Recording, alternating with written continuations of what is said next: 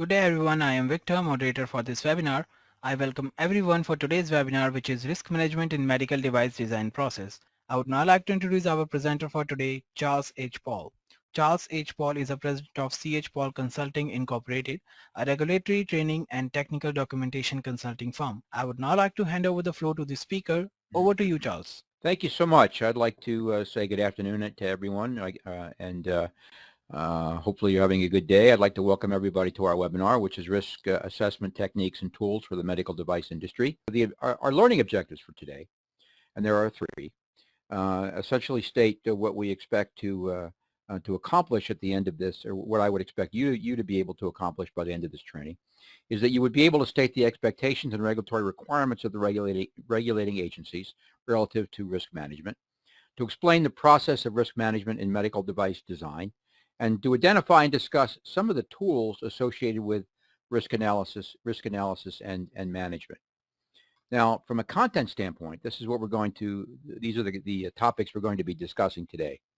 We're going to be defining risk analysis, why hazard and risk analysis is important, what are the regulatory requirements, management responsibility, all of these things that you see here. Now, take note that we're going to be talking briefly about some regulatory requirements, but we're going to settle in. We're going to land in on ISO 13485, which is really the risk management guidance for medical device assessment, which is pretty much recognized as the global standard for risk assessment with medical devices. So let's begin by just doing a brief overview and looking at risk analysis and risk management as a concept, or as a process and a function. For medical use, it really implies that the device must be safe and effective across its entire lifespan. The relationship between medical devices and risk is basically a human one. Risk analysis is the process of objectively assessing, documenting, and mitigating a project's potential risks. Now, the best definition for risk management for medical devices is that risk management is really the systematic application of management policies, procedures, and practices to the tasks of analyzing, evaluating, monitoring, and controlling risk. Why do we do risk analysis? We do it to ensure the safety of the device. Now, understanding what risk management is not is just as important as understanding what risk management is. Now, let's begin with a basic overview of risk analysis and the risk management process.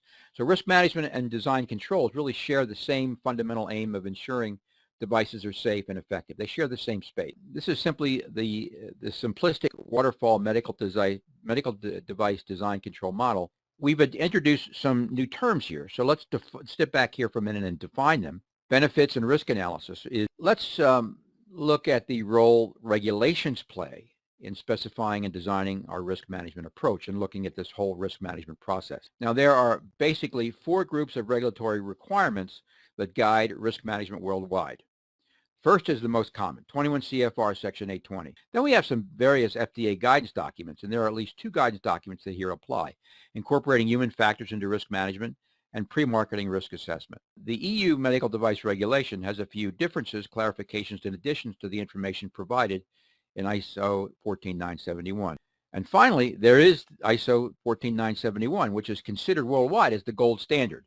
It addresses the application of risk management to medical devices and provides or establishes a risk management standard to be applied to those medical devices. Now, let's look at that relationship between ISO 14971 and that whole issue of risk management. Now, the ISO document is really the most precise regulatory document concerning risk analysis for medical devices. Now, management responsibilities extend to, so an effective risk management team is really crucial to the effectiveness of your risk management process. Let's look at the risk management process itself, which is really at the heart of our seminar today. Now, it's important to think about risk management, really. Let's begin with a basic overview of risk analysis and risk management. So the essential elements of the risk management system, you can then begin to build the risk management plan. You can then move on to building that risk management plan.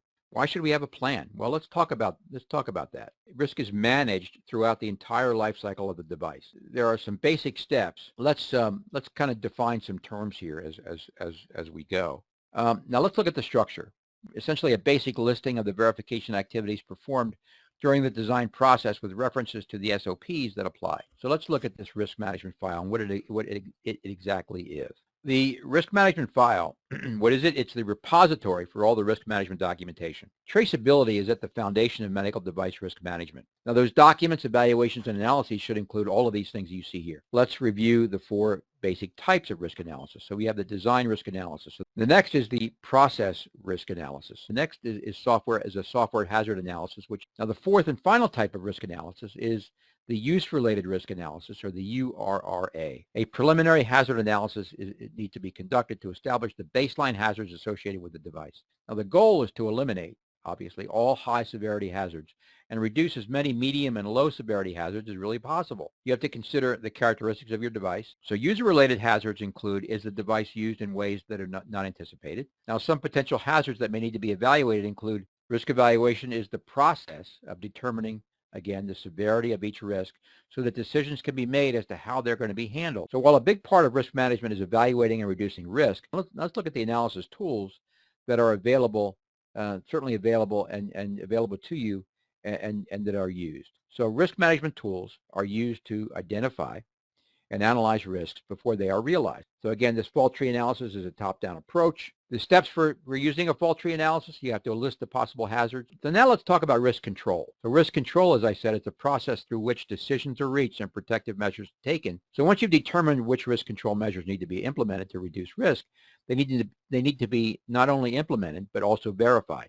Now let's talk about our residual risks. So residual risk is that risk that remains after, again, all the risk controls have been applied to the risks that you've identified. You should always carry out a risk-benefit analysis before a product is placed. Now let's briefly talk about the risk management report as we're getting down to the end of our presentation here. So you must create a document that presents evidence that the risk management plan has been fulfilled and implemented. Risk management review. So the last step of the risk management process that occurs prior to device release is a comprehensive review of the entire process. So let's talk about production and post-production activities. So now we're out in the marketplace, we're producing. Now risk management is best managed as a series of projects. So some basic common regulatory problems. Then we have the human factor standpoint that we have to consider. As we complete our presentation here, one of the questions we ask is, when is risk management finished? So once it's started, it's never finished until the last device is retired, never. And thank you to everyone for participating today. And the only real wisdom I could give you after spending 2 hours on this subject is really to look at your ISO 14971 and look at that document and look at all the guidance that they provide. Really is in more detail, more technical detail than we described today. Hopefully, what I did was to make it more simple to understand, and use that as your approach or your process for conducting your own personal risk analysis on your own medical devices. So on that note, as my last word, I would thank you all for participating today, and certainly hope to see you again in some of our other offerings. Thank you so much. Thank you, Charles. So that does conclude the session for today. Thank you everyone for participating. You may all disconnect now. Have a great day. Thank you so much.